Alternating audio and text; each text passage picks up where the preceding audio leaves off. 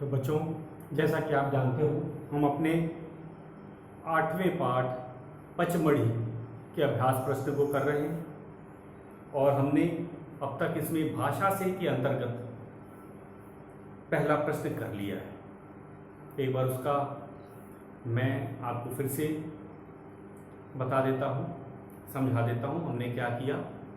जो हमारा पहला प्रश्न था, हमने ई प्रत्यय लगा करके विशेषण बनाए थे। प्रत्यय क्या होते हैं आपको पता है।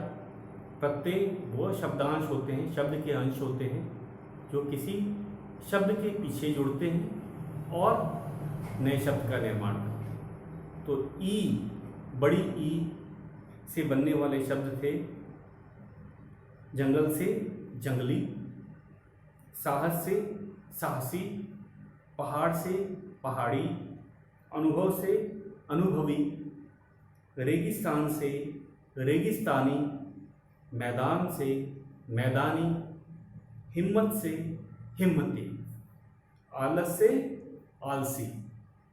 तो ये ई प्रत्यय से बनने वाले शब्द थे। हमने एक और चीज़ सीखा कि अगर हम बहुत से शब्दों के पीछे अगर ई प्रत्यय लगा देते हैं तो विशेषण हो जाते हैं। विशेषण क्या होते हैं? विशेषण जो संज्ञा या सर्वनाम की विशेषता बताते हैं। तो ये विशेषण का हमने सीखा। उसके बाद हमने उपसर्ग के बारे में भी सीखा। उपसर्ग क्या होते हैं? ये भी शब्दांश होते हैं। शब्द का अंश या शब्द का भाग होता है जो किसी शब्द के आगे लगकर या आगे जुड़कर एक नए शब्द की रचना करते हैं, नए शब्द बनाते हैं। इसमें हमने निर उपसर्ग का प्रयोग किया है। तो निर ये आगे लगता है, आगे वाले को उपसर्ग और पीछे लगने वाले को हम लोग प्रत्यय कहते हैं। आपने अंग्रेजी में प्रीफिक्स और सुफिक्स कर रखा है, उसी तरह हिंदी में ये जो आगे लगता है उसे उपसर्ग कहते हैं। इंग्लिश में प्रीफिक्स बोलते हैं और सुफिक्स जो है हिंदी में प्रत्यय कहलाता है। प्रत्यय पीछे से जुड़ता है और उपसर्ग आगे लगता है। अब आगे वाले जरा हम देखते हैं। निर, न में बड़ी या न में छोटी ई की मात्रा और आधा र हल। तो निर्जमा मल, निर्मल। इसमें मैंने आपको यही बताया था कि निर का क्या अर्थ होता है? रहित या के बिना, रहित या के बिना। तो इसमें अर्थ भी बदल जाता है। जो नया शब्द बनता है, जैसे हमने पहले प्रत्यय में देखा था, उसमें भी नए शब्द की रचना हुई, इसमें भी नया शब्द बन जाता है। और निर का अर्थ होता है के बिना या रहित। निर्जमा मल, निर्मल। निर्जमा जीव, निर्जीव। निर्जमा दोष, निर्दोष। निर्जमा बल, निर्बल। निर्जमा धन, निर्धन। गुण जमा, निर्जमा गुण, निर्गुण। तो हमने उपसर्ग, निर उपसर्ग लगाकर नए शब्दों की रचना की है। तो अब हम आगे चलते हैं। अपना दूसरा प्रश्न है हमारा बहुविकल्पीय प्रश्न। जैसा कि आप जानते ही हो, इसमें दूसरा क्या है? एक तो हमें बहुविकल्पीय प्रश्न चुनना है और रिक्त स्थान भी है, खाली स्थान भी है, उसको भरना है। तो आज हम अपना दूसरा प्रश्न करेंगे। ये भी हमारा व्याकरण भाषा के ही अंतर्गत है। तो शुरू करते हैं अपना दूसरा प्रश्न। पाठ 8 पंचमढ़ी और भाषा से के अंतर्गत है ये हमारा दूसरा प्रश्न। प्रश्न 2, सही शब्द के सामने टिक लगाओ।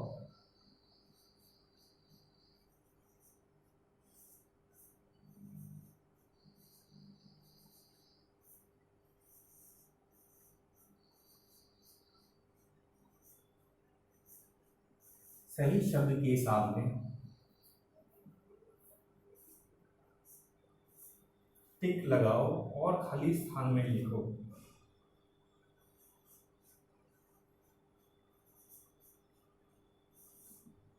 और खाली स्थान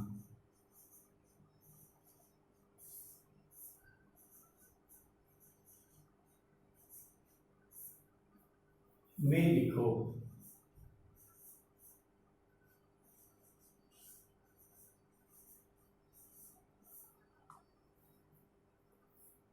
पहला क भाग है।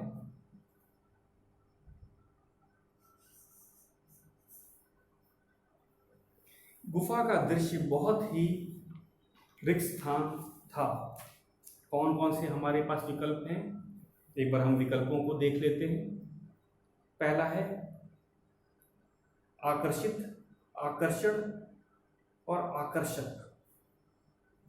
ये तीन शब्द हैं, आकर्षित, आकर्षण और आकर्षक।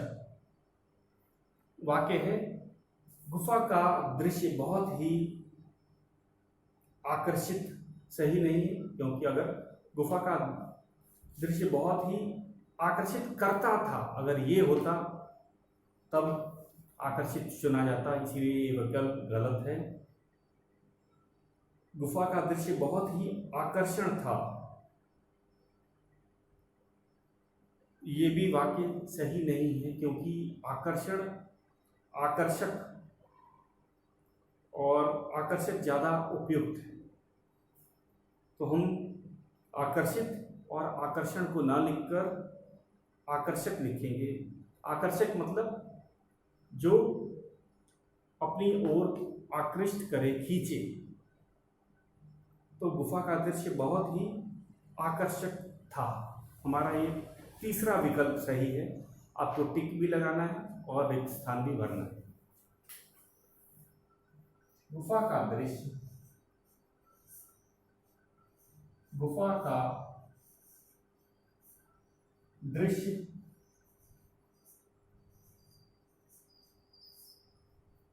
बहुत ही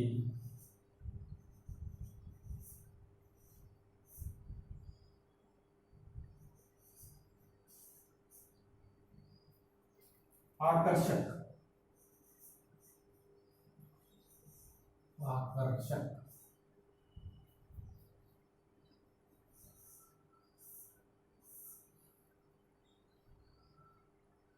था। तो सही उत्तर है आकर्षक। तो हम आकर्षक को टिक भी लगाएंगे और रिक्त स्थान में भी भरेंगे। दूसरा है, हमारा दूसरा बहुविकल्पी प्रश्न है। इस पुल की रिक्त स्थान लगभग 1 किलोमीटर है। यह पुल की लंबाई लंबी। तो इस पुल की लंबाई सबसे उपयुक्त शब्द है। ये पढ़ते ही पता चल जाता है। कुछ शब्द ऐसे होते हैं जिसको हम पहली बार ही पढ़ते समय ही समझ जाते हैं। इस पुल की लंबाई लगभग 1 किलोमीटर है। इस पुल की लंबाई लगभग 1 किलोमीटर है। तो लंबाई सही विकल्प है हमारा। दूसरा विकल्प लंबाई, इसको हम लिखेंगे।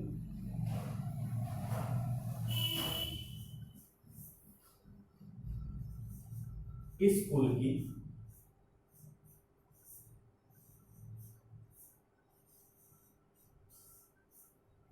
लंबाई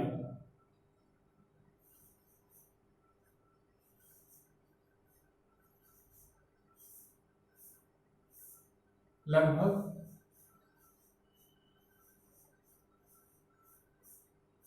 1 किलोमीटर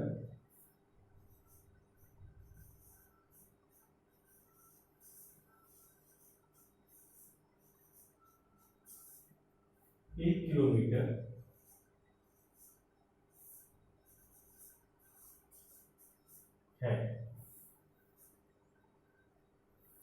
तो लंबाई है सही विकल्प। ये हमारा दूसरा विकल्प है। हम उसको टिक लगाएंगे और रिक्त स्थान में भी भरेंगे। आज मंदिर में मूर्ति की रिक्त स्थान है। स्थापना, स्थापत्य, स्थापित। मैंने आपको बताया था कि स्थापना, मूर्तियों की स्थापना की जाती है। उसका स्थापना कैसे किया जाता है बच्चों? जब नई मूर्ति लगाई जाती है तो बाकायदा उसको शुद्ध किया जाता है और उसके बाद से लगातार उस मूर्ति की स्थापना के बाद से लगातार मूर्ति की पूजा की जाती है। मूर्ति को ऐसे नहीं छोड़ा जाता है। तो आज मंदिर में मूर्ति की स्थापना है। स्थापना मतलब वह आयोजन जिसके द्वारा मूर्ति को शुद्ध किया जाता है और स्थापित मूर्ति की ही पूजा की जाती है। उसके बाद तो बिना स्थापना किए पूजा करना भी ये सही नहीं माना जाता। तो इसमें कौन कौन से शब्द थे एक बार उसको ध्यान से देखते हैं हम लोग। स्थापना, स्थापत्य, स्थापित। तो स्थापना, मूर्तियों की स्थापना की जाती है। तो सही शब्द क्या है? स्थापना। हम लिखते हैं इसका ग भाग। आज मंदिर में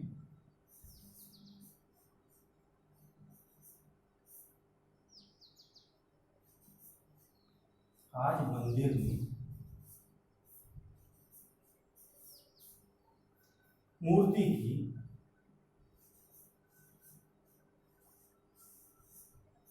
की ये पहला विकल्प हमारा स्थापना लिखा जाएगा। स्थापना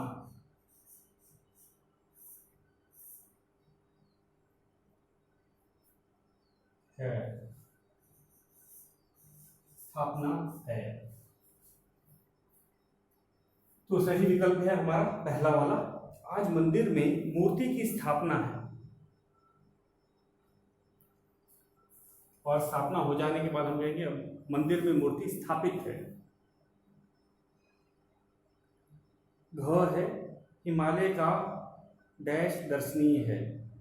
सुंदर, सौंदर्य, सुंदरी। तो सही शब्द है सौंदर्य। सौंदर्य मतलब सुंदरता। तो घ भाग है हमारा।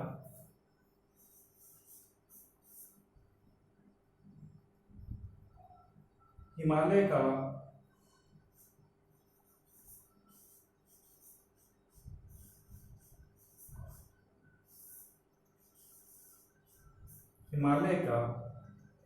सौंदर्य,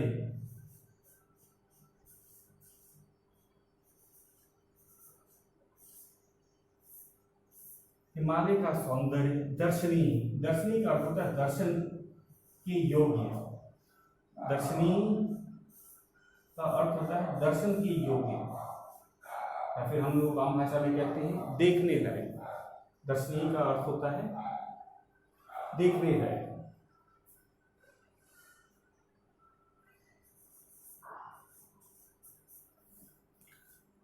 तो बच्चों इसमें दो काम हमें करने हैं। एक तो टिक लगाना है सही, और एक रिक्त स्थान भी करने हैं। ये बहुविकल्पीय प्रश्नों में दोनों को जोड़ दिया गया है। न केवल हमें विकल्प को टिक लगाना है बल्कि हमें यहाँ पे रिक्त स्थान में भी भरना है।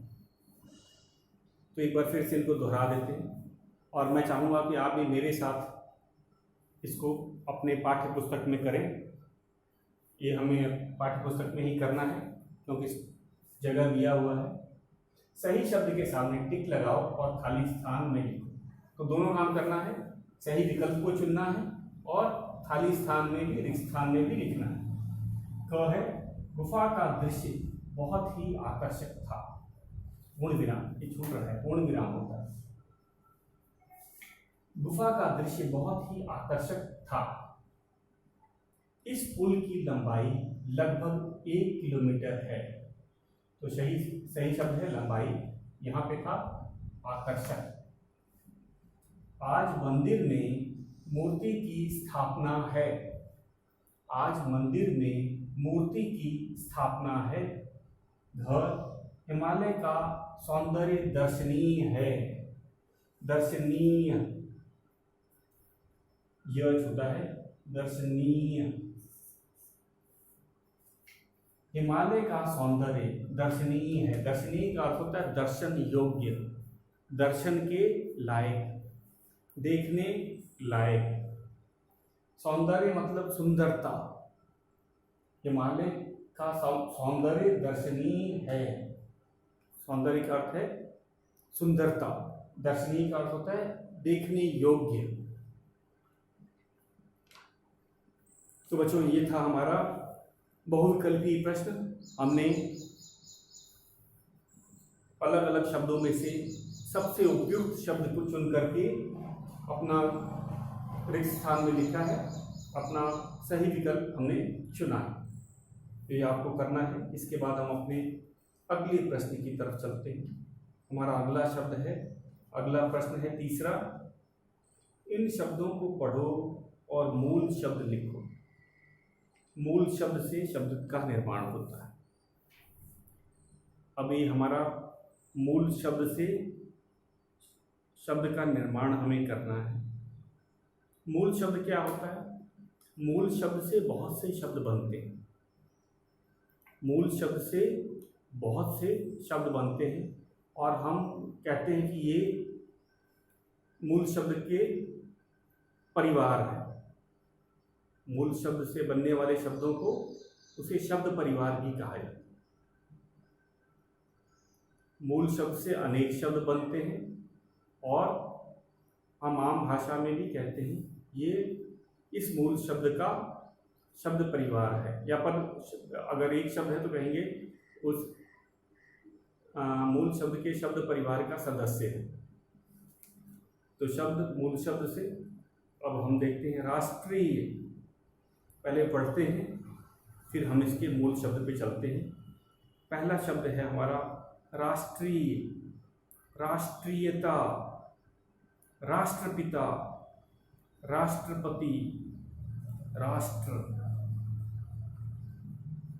फिर से एक बार देखते हैं, राष्ट्रीय, राष्ट्रीयता, राष्ट्रपिता, राष्ट्रपति, राष्ट्र। तो मूल शब्द है राष्ट्र, इसी से शब्दों की रचना की गई। मूल शब्द है राष्ट्र, राष्ट्र का अर्थ होता है देश। भारत हमारा राष्ट्र है। राष्ट्रपति एक पद होता है, राष्ट्रपति एक पद होता है, राष्ट्रपिता भी एक पद होता है और ये एक ही रहते हैं। महात्मा गांधी को राष्ट्रपिता कहते हैं। हमारे राष्ट्र के पिता कौन है? महात्मा गांधी।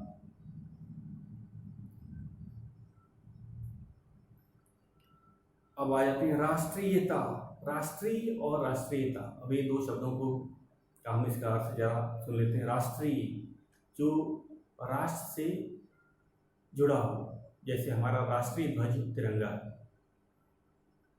हमारा राष्ट्रीय पक्षी मोर है, राष्ट्रीय फूल कमल है। तो ये राष्ट्रीय, राष्ट्र से जुड़ा, या राष्ट्र का, आम भाषा में बोलते हैं राष्ट्र का। अगर राष्ट्रीय झंडा बोलते हैं तो हमारे राष्ट्र का झंडा। राष्ट्रीय ध्वज का मतलब क्या हुआ? राष्ट्र का ध्वज। राष्ट्रीयता, किस राष्ट्र के निवासी हैं हम, उसमें आपकी राष्ट्रीयता क्या है? राष्ट्रीयता, किस राष्ट्र के नागरिक हैं? राष्ट्रीयता। राष्ट्रपिता, राष्ट्रपति, राष्ट्र, तो मूल शब्द है राष्ट्र। तो राष्ट्र से ये चार शब्द बने हैं, राष्ट्रपति, राष्ट्रपिता, राष्ट्रीयता, राष्ट्रीय। तो ये मूल शब्द से चार शब्दों के बारे में हमने आज जाना। उसी तरह एक उदाहरण और दे रखा है, मल। मल से बनता है निर्मल। मल मतलब गंदा, निर्मल जो कि गंदा ना हो, साफ। मलिन, मलिन का भी अर्थ है गंदा, अशुद्ध, विमल, मलिनता, मल, तो ये है मूल शब्द है मल, मल से बनने वाले शब्द हैं मलिनता, विमल, मलिन, निर्मल। तो इसे हम लिख के समझाते हैं और पढ़ के इनका अर्थ भी समझ रहे हैं बच्चों, तभी समझ आएगा।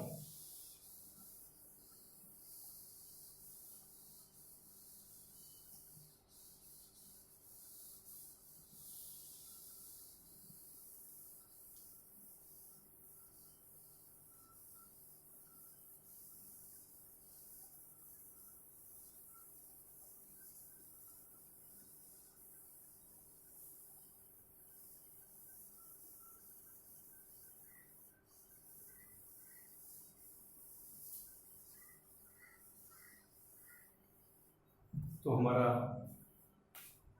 भाषा से के अंतर्गत आता है।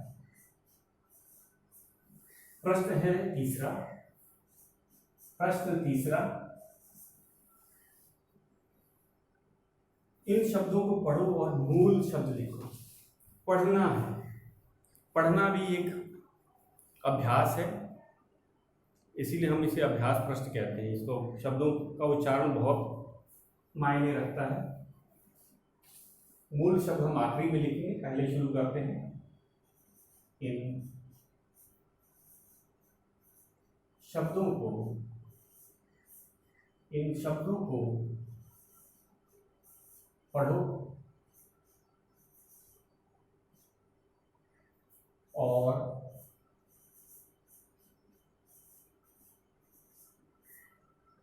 मूल शब्द लिखो। मूल शब्द लिखो।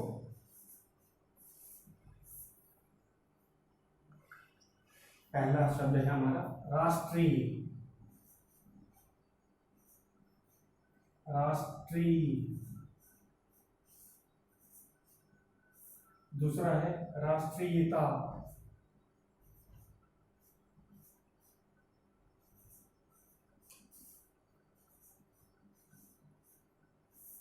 तीसरा शब्द है राष्ट्रपिता,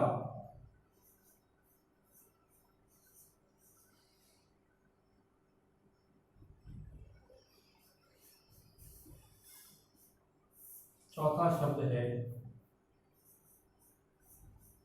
राष्ट्रपति और मूल शब्द है राष्ट्र।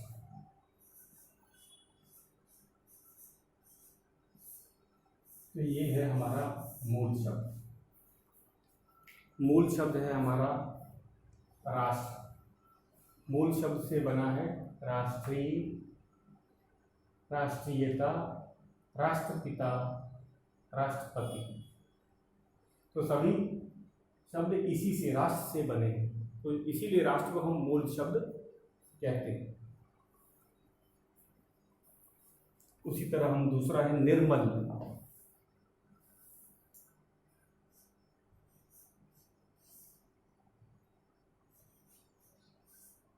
निर्मल। उसके बाद है मलिन।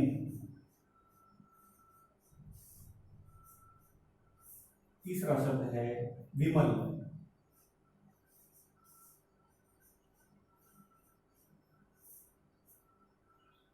मलिनता।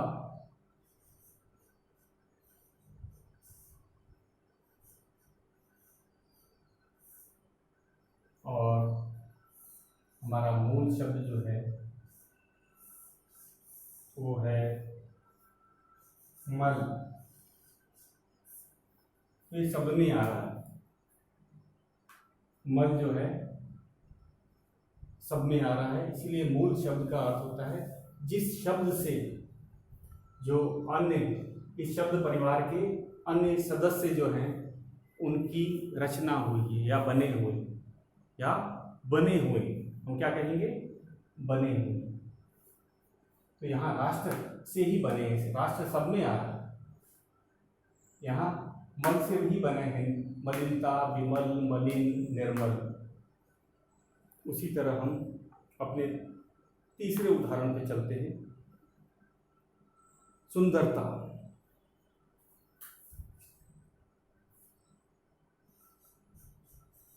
सुंदरता,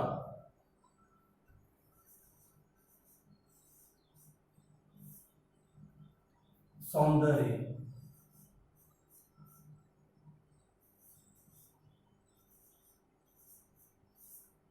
उसके बाद असुंदर,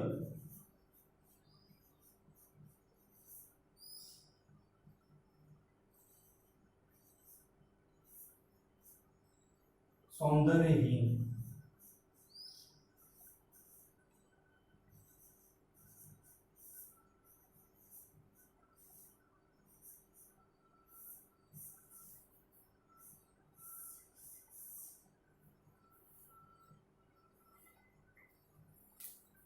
तो बच्चों ध्यान से इस शब्द को देखो। सुंदरता, सौंदर्य, असुंदर, सौंदर्यहीन। अब हमें कौन सा शब्द आएगा, मूल शब्द खोजना है। इसमें हमें मूल शब्द खोजना है। तो मूल शब्द इसमें क्या है, जो सब में है, जो सब में आए वही मूल शब्द कहलाता है। इसमें भी हमने ऊपर के उदाहरण में भी हमने देखा, राष्ट्र सब में आया, चाहे वो राष्ट्रपति हो, पिता, राष्ट्रपिता हो, राष्ट्रीयता हो या राष्ट्रीय हो, राष्ट्र सभी में आया है। उसी तरह इसमें मल जो था, मलिनता में भी आया, विमल में भी आया, मलिन में भी आया, निर्मल में भी आया। अब इसमें यही चीज हमें देखना है कि सुंदरता, सौंदर्य, असुंदर। असुंदर भी एक शब्द होता है, बहुत लोगों को नहीं पता है। जो सुंदर ना हो उसे असुंदर कहते हैं। सौंदर्यहीन, ये इसका भी अर्थ जिसमें कोई सुंदरता ना हो, सौंदर्य के बिना या सौंदर्य से हीन। तो आपको अंदाजा पता चल गया। मूल शब्द है सुंदर। मूल शब्द क्या है, सुंदर। सुंदर से ही सौंदर्य बना है, सौंदर्यहीन बना है, असुंदर और सुंदरता भी बना है। तो मूल शब्द है सुंदर।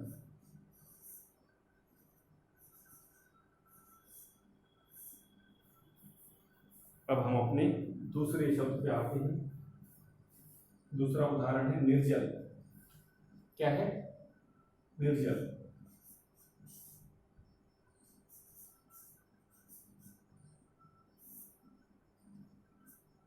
फिर है सजल, सजल। उसके बाद है जलज। जलज कमल को कहते हैं, कमल के फूल को जलज, जल में रहने वाला। जलाशय, जल से जलाशय, जहां जल का आश्रय हो या उसे जलाशय कहते हैं।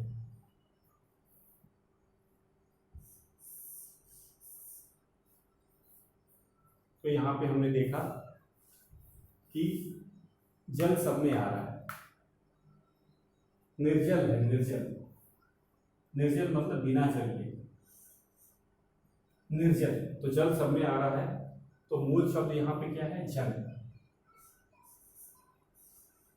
मूल शब्द क्या है, जल। निर्जल, सजल, जलज, जलाशय। अब हम चलते हैं अपने आठवीं वाले में, नामक। नामक, अनाम, बेनाम। ये बहुत आसान है। पदनाम,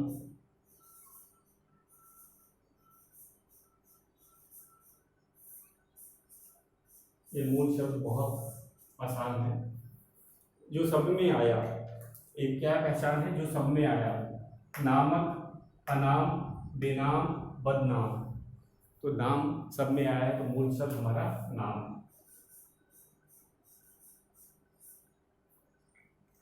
तो बच्चों आपने देखा हमने मूल शब्द कैसे पहचाना। अब आपको ये करना है और इसको याद भी रखें। हम आगे के शेष प्रश्न कल करेंगे और आपको इन शब्दों को पढ़ना भी है, इसको पढ़ना है तथा मूल शब्द पहचानना है। हमें पढ़ना भी आना चाहिए, तो इसका आज आप अभ्यास करेंगे और इनको पाठ्य पुस्तक में ही करेंगे, जगह दिया होगा। तो आज के लिए इतना ही।